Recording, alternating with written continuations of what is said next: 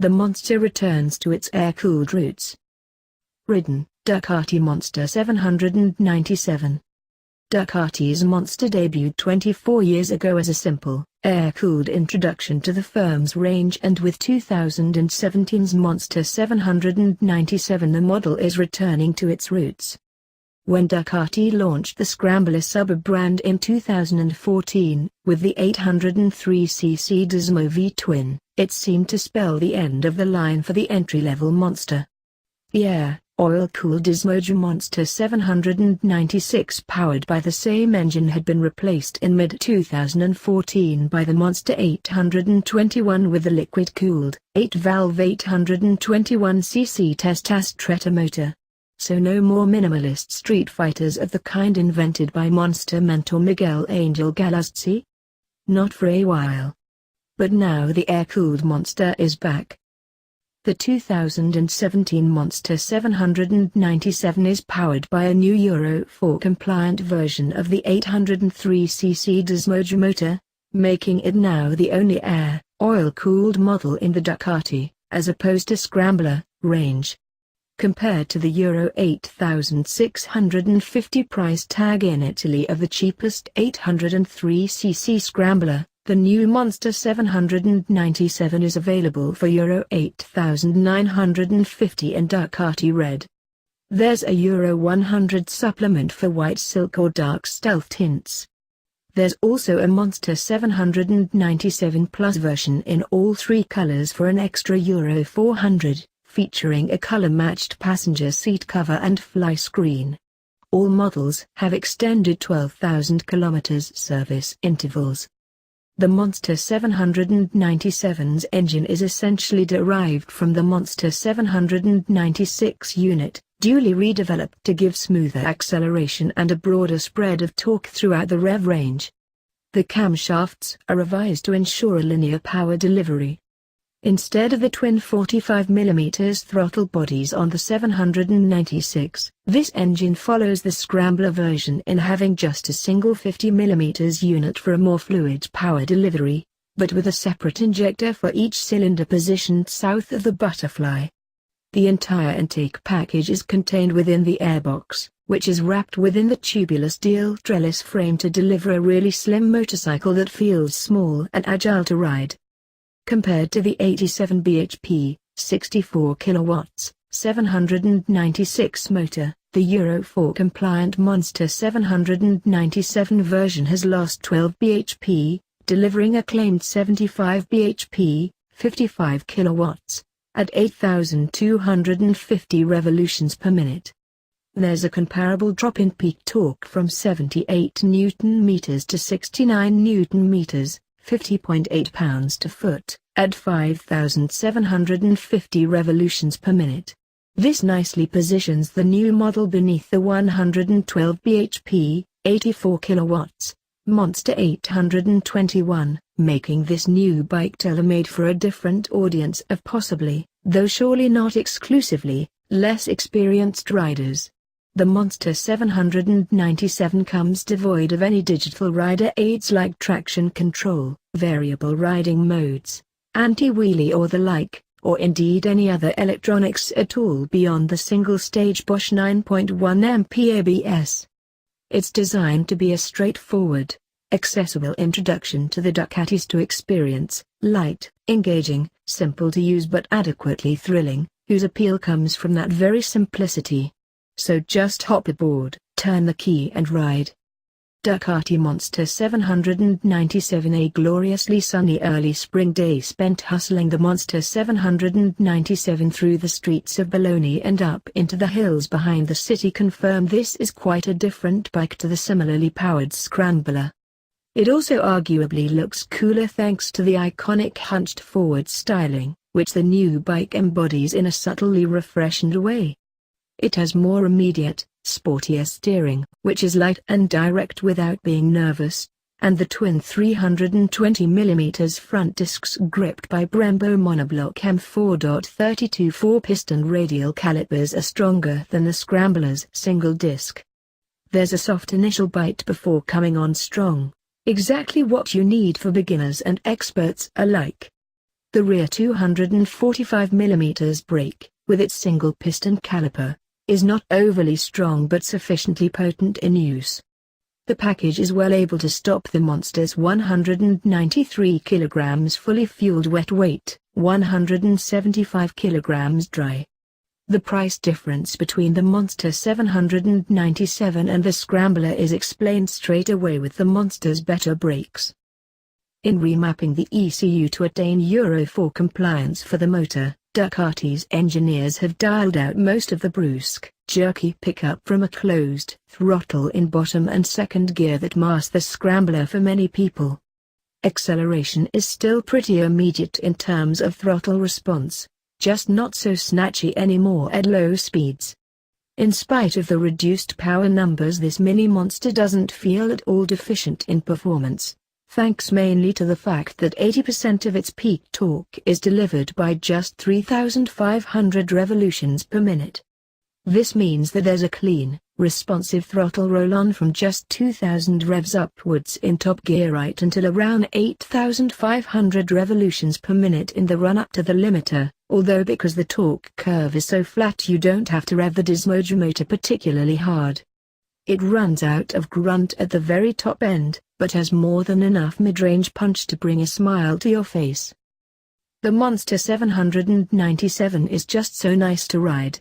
With the 4,000 to 7,000 revolutions per minute rev band, its preferred operating zone, you can hold fifth gear for miles on end along a winding road, just surfing the broad waves of torque. 6,000 revolutions per minute equals 120 km/75 miles per hour in sixth gear, and that's a comfortable cruising speed for the Monster 797. There's no undue vibration, it's smooth but invigorating, as well as very quiet mechanically, more than I remember the same engine being in the Monster 796. There's a nice little bauble from the 2-1 exhaust exiting behind your right foot, just loud enough to make you smile. Euro 4 regulations may have stifled the sound a little, but the 797 still sounds every bit a Ducati. Ducati Monster 797. The 6-speed gearbox has a flawless action that's fully up to Japanese quality, and features a cable-operated APTC oil bath multiplate clutch with a light, precise lever action that makes this an excellent town bike. This has a servo-assisted slipper function that stops you getting the rear wheel skipping if you use a lot of engine braking downhill into a hairpin bend up in the hills. I spent the day chasing round the Apennines in pursuit of Leo Serafino, Ducati's mileage tester. Fresh back from spending 13 days in France putting 250 kilometers on each of the 45 Monster 797 press bikes assigned to the forthcoming riding launch there, he didn't get sick of riding this bike. I ride every single model we make quite extensively, including the super sport bikes, said Leo, but even some of my colleagues are surprised how much I enjoy riding this Piccolo Mostro.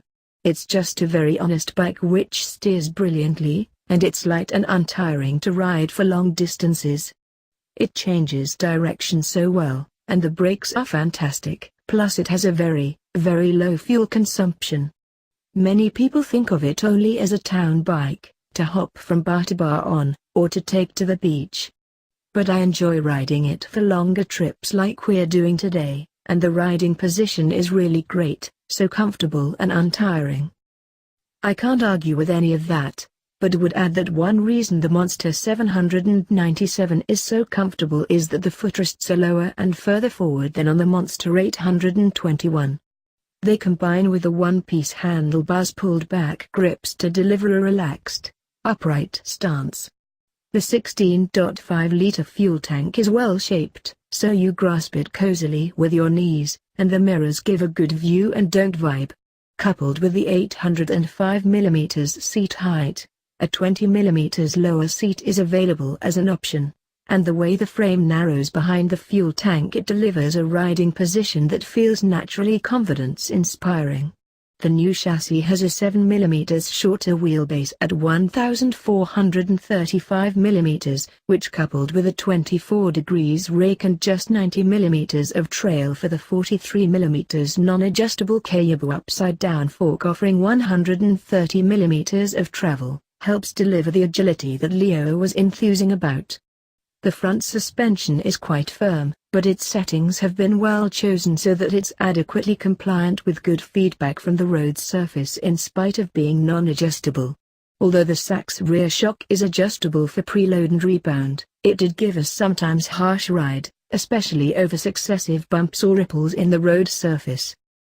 The Pirelli Diablo Rosso 2 dual compound tires fitted are quite grippy enough for the relatively humble power, and combine mileage-enhancing durability with constant grip, say Ducati engineers, even in assertive cornering. They employ Pirelli-enhanced patch technology to maximize the contact patch area whatever the lean angle, and functional groove design to optimize performance in the wet. With a 120/70 ZR17 up front and 180/55 ZR17 at the rear, there's a good compromise between delivering grip and providing the agility that's such a key feature of the 797's handling. Since the removal of the Monster 696 from Ducati's catalogue, there's been a clear gap in the Monster range which the Scrambler models don't really fill. We see the Monster 797 as appealing to traditional Ducati customers, whereas the Scrambler family is aimed at attracting new riders to our products, says the 797's project leader Eugenio Gradi. He's right. The 797 eloquently fills this gap as a cool new entry-level monster for inexperienced riders.